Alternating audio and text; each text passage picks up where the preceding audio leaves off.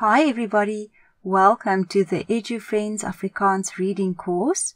This is book 8 of phase 3.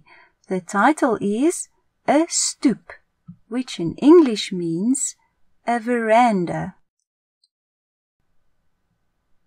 Flowers, blomme, blomme, blomme. Flower pot, blombak, blombak, blombak. Front door, voordeur, voordeur, voordeur.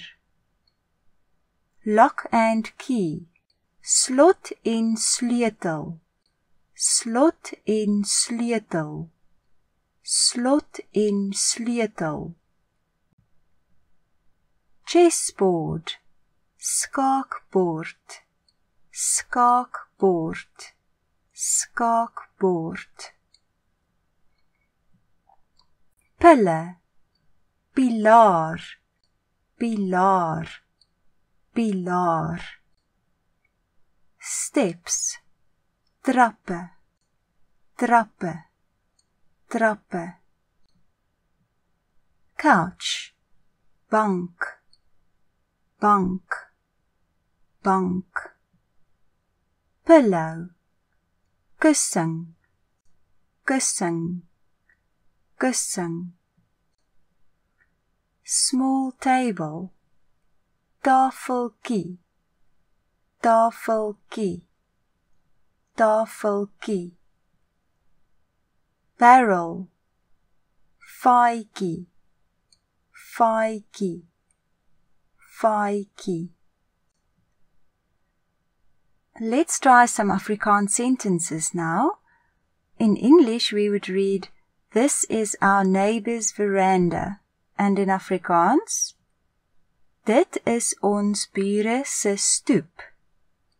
Dit is ons bure se blombak. Dit is ons bure se voordeur. Dit is ons bure se slot en sleutel. Dit is ons bure se skaakbord.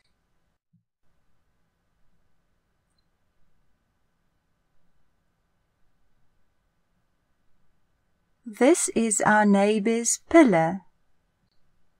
Dit is ons bure se pilaar. Dit is ons bure se trappe. Dit is ons bure se bank.